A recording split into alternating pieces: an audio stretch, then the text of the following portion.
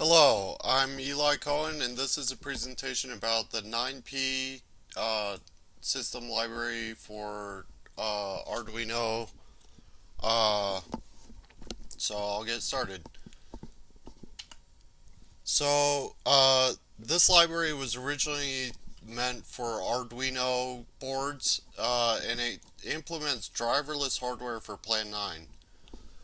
So what that means is it's a library that speaks the 9P protocol, runs on very small systems like the Arduino, and so hardware can be programmed to speak the Plan 9 protocol directly.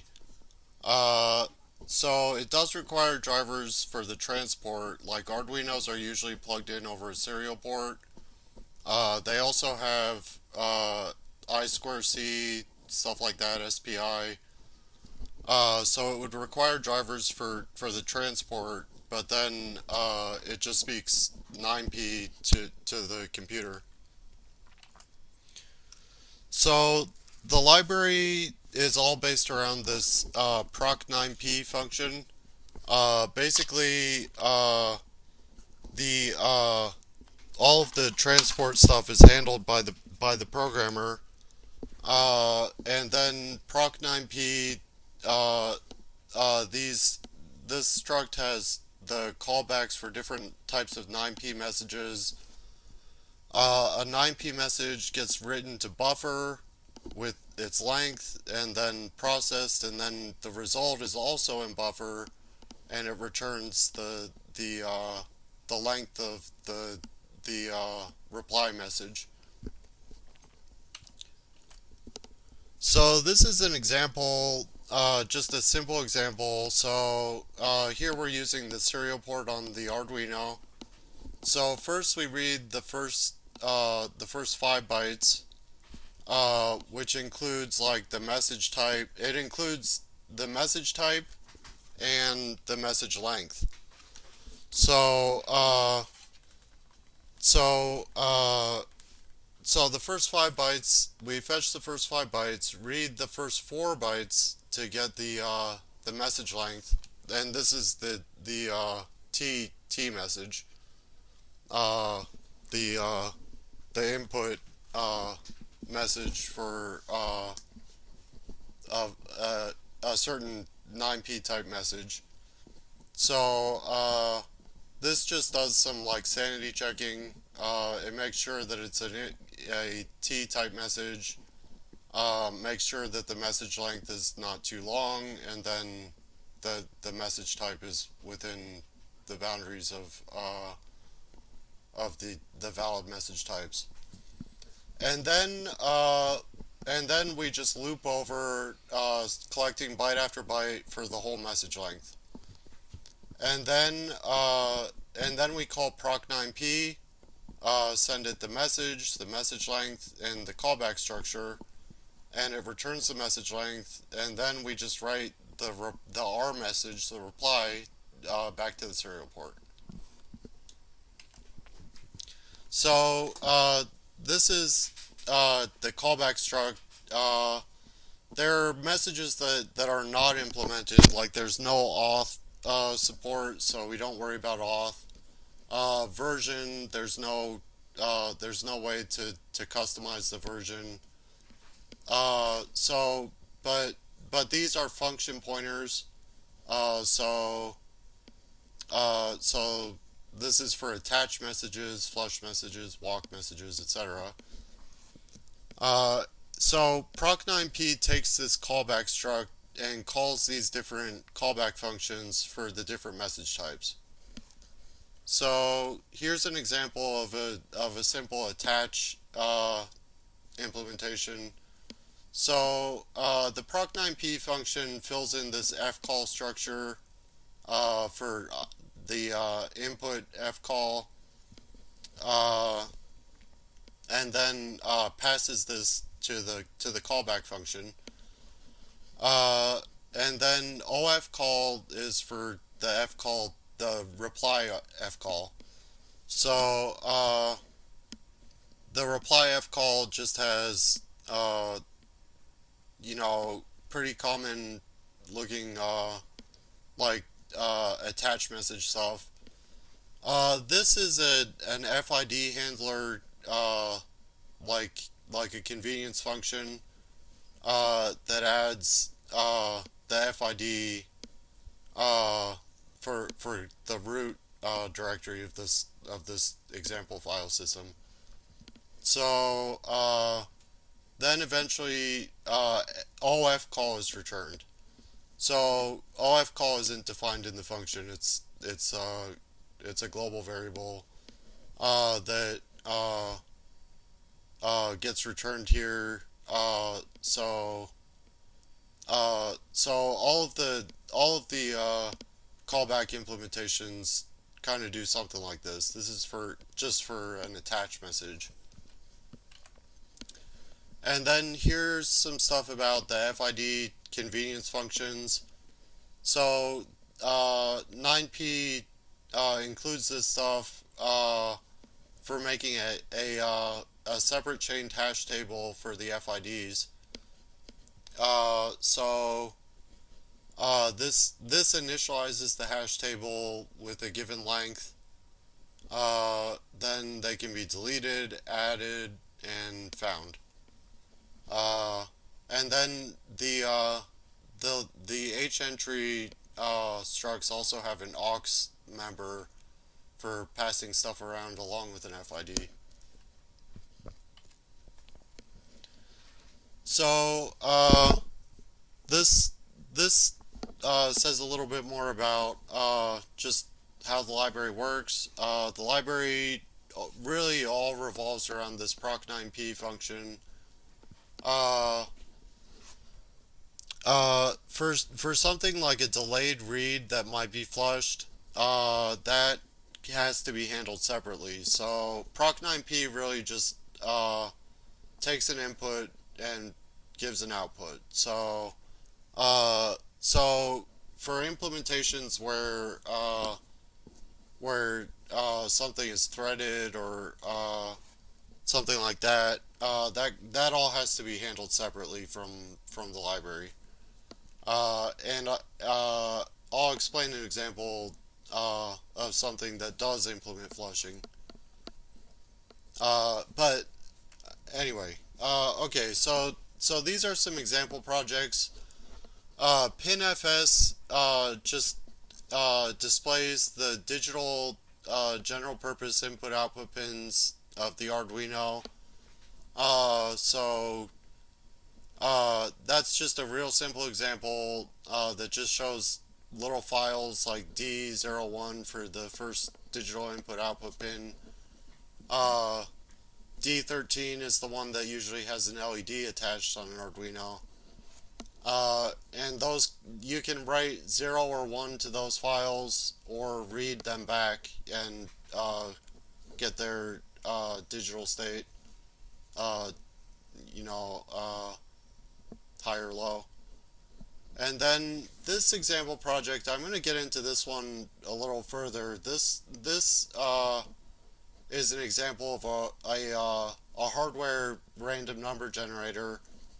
And so because it speaks 9p, the Arduino can just be mounted, and it just, it can just put a random file in /dev, that's actually a hardware random number generator. This is an unfinished project that, this was a hardware console device. It used like a television and a keyboard connected to it. This, I didn't finish this project, but this did implement, flushing. So the way that was handled is, if the message type was a read, for like reading the console device, waiting for a keyboard stroke, it would not use proc9p. It would, it would handle that message type separately. So if it was doing a read, it would just not call proc 9p and handle that separately. And so on the Arduino, there's a loop function that gets called over and over again. So in that loop function, if there's an outstanding read, that's handled differently so that it can be flushed. And then this project was kind of interesting. Also unfinished, the Ether ESP32 project. What I was trying to do with that was make like an Ether device that was all hosted on a little ESP32 board. So the board would be mounted and it would expose like /net /ether ESP32, and that would be a little Wi-Fi kind of the bottom of the networking stack for an ESP32 Wi-Fi dongle thing. And that project is also unfinished. I kind of got as far as figuring out dynamic MAC address translation, and it was just hard to figure out. So, and this project does use threading. It spins off a thread for each message. So when a read is ready, it replies to the read. It locks the serial port with like a lock and replies to the 9p messages. This project, V4LFS, this is an example of how 9p is really just portable C. This compiles on Linux. It uses the V4L subsystem to export a webcam as a 9p file system, and that is completed. It's an example of how 9p can be used on other systems, and it just exports a JPEG. So when you look at the JPEG, it takes a picture with the webcam and fills in the JPEG, and it's just a one-level file system with a JPEG in it. So this example I'm going to get into a little more. This is the hardware random file system. So after the Arduino is plugged in, the baud rate has to be set. Then the serial port is just mounted directly to /dev, and then /dev/random. This random file is actually served by the Arduino directly over the serial port. So I'll show you guys a little more about that example program. So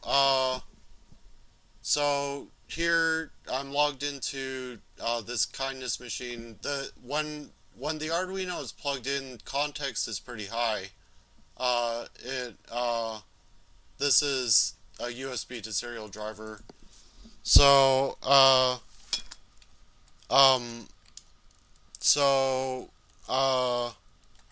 so basically these are the different random files available. So there's a cons random file on the machine.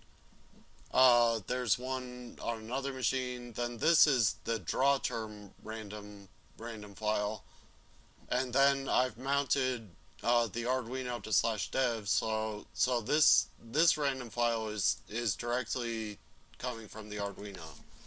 So we'll just make sure that's there still, and then just fetch a byte from it.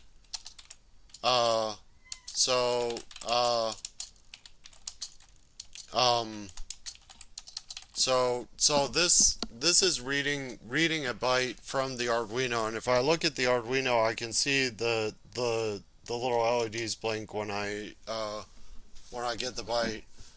So it returned this 0D value. Uh, so then if I run something like Fortune, it's using the hardware random number generator implemented on the Arduino. So so I'll do that, and if I look at it, the little lights on it blink, and it uses hardware random number generator to give us this fortune. So I'll show you some of the code. This so this is the it's actually portable C, but it's named CPP for Arduino. This is the source code for the main part of the library. So this is the proc9p function. So it takes the callback structure, the length of the message, and the message, and returns the length of the output message. So IFCall is here, declared here, and OFCall is returned by the callbacks. So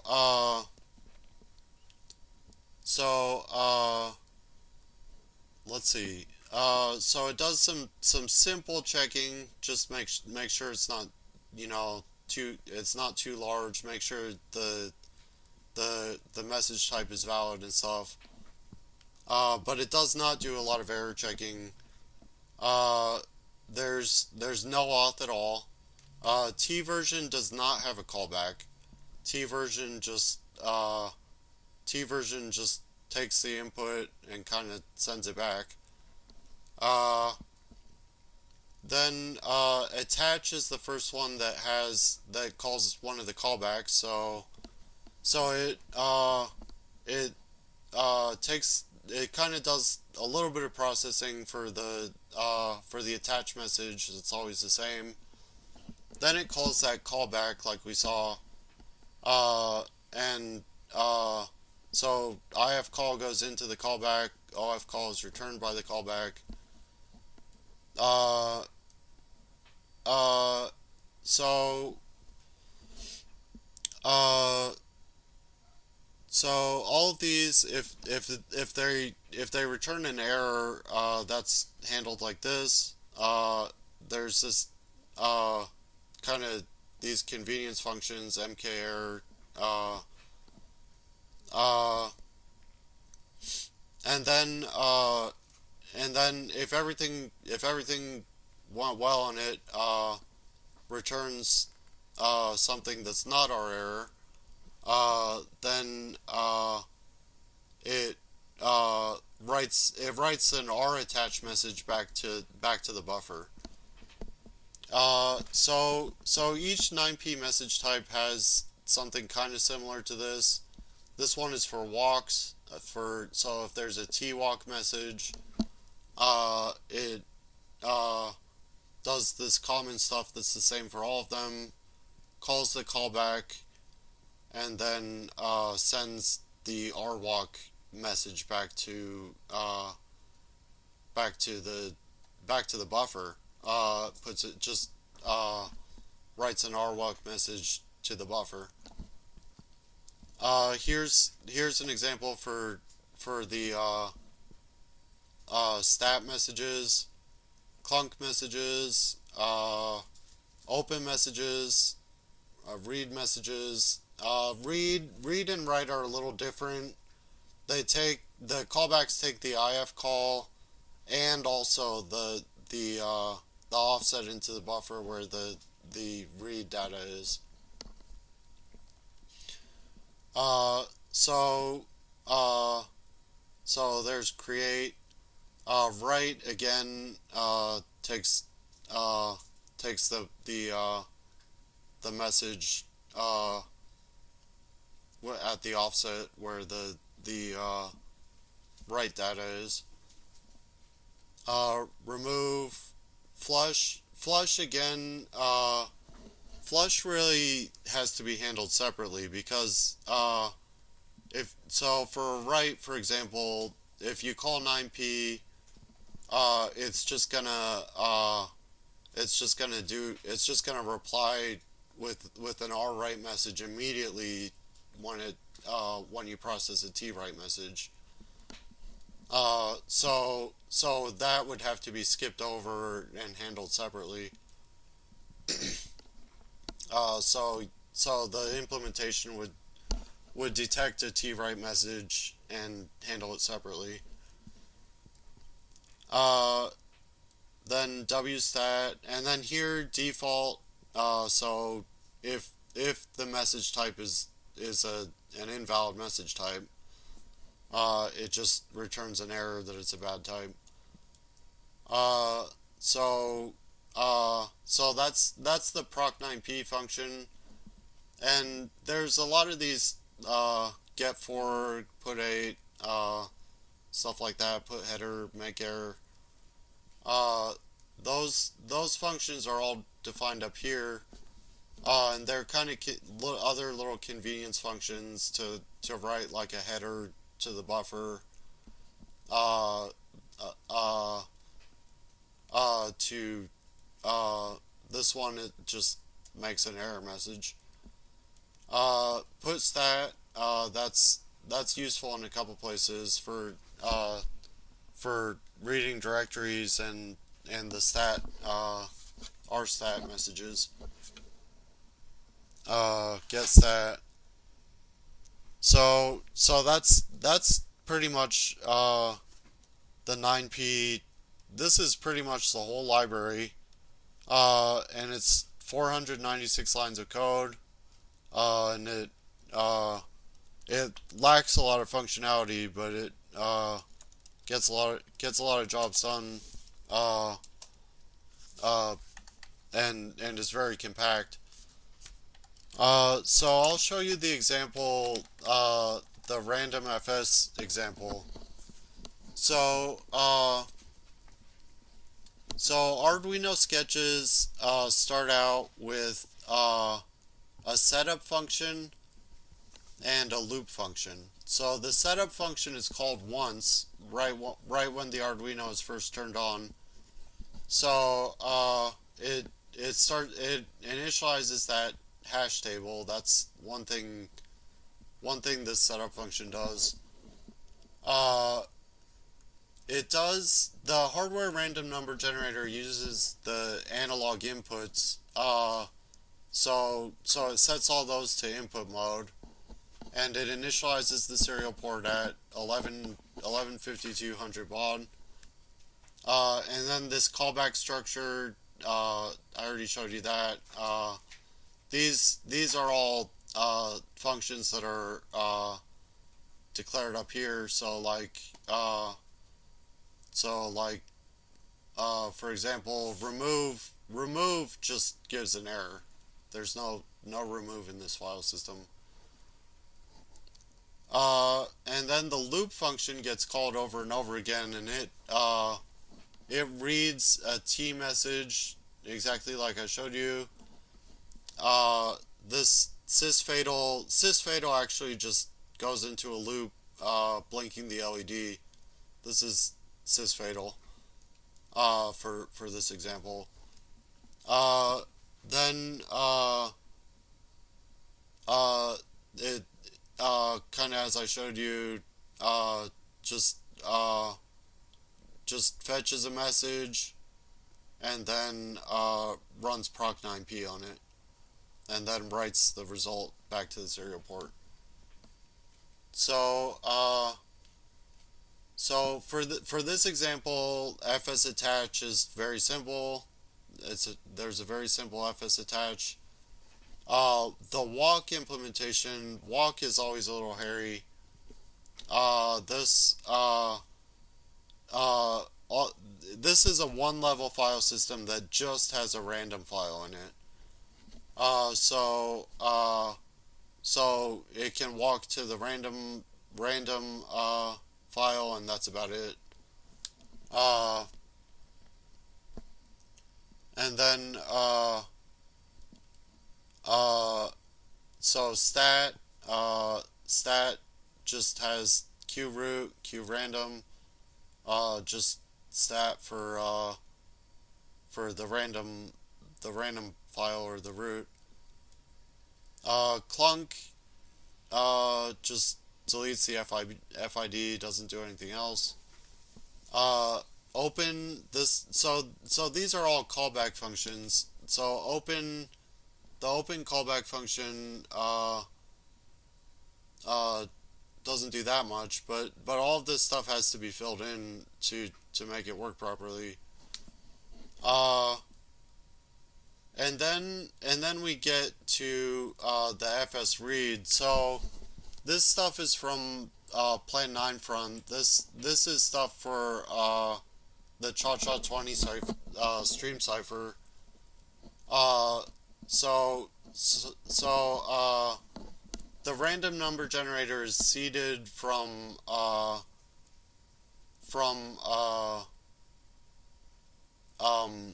these analog inputs XORed with the microseconds counter, the system microseconds counter.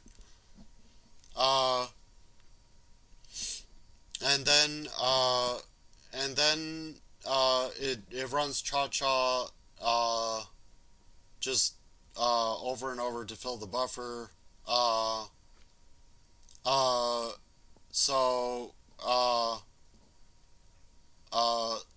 so it starts out seeding the buffer with input from analog reads an analog value from one of the analog inputs. So this ends up being 16 integers that are the seed for the random number generator, and then every 16 bytes that it fills in the buffer, it runs the Cha-Cha stream cipher again. And then we're not really using the stream cipher as a stream cipher, but just to generate random data. So I just take the last byte of each of the 16 integers. So it's 16 integers that are all 4 bytes long, but I just take the last byte of each one and put it in the buffer. And loop over to fill in the read message length, doing that. So it generates pretty random data.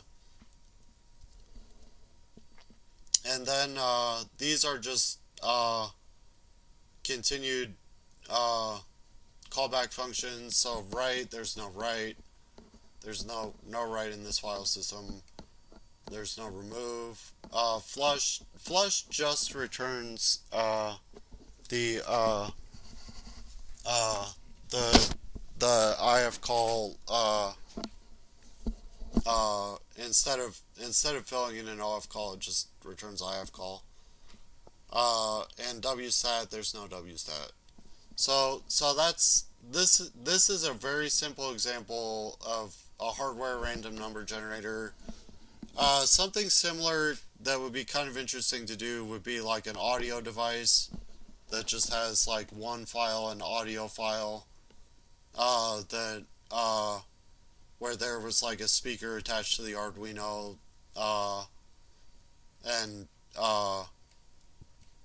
just as like a hardware 9P speakers. So that's the random FS example. There's a couple other examples. PinFS, I'll show you guys that one. PinFS it's pretty simple too. I'll just show you the the read implementation. So so if the read is qroot, it puts out stat structures for all the D files. These are all the digital pins on the Arduino, and then if uh, if the read is done on one of the D files, then it calls this digital read. This is an Arduino function that so it puts out, when you read, the result is either a 0 or a 1. And then this also has write. So if you write a 1, it sets the pin to high. If you write a 0, it sets the pin to low. So that's another simple example of the pinfs sketch. So that's about it.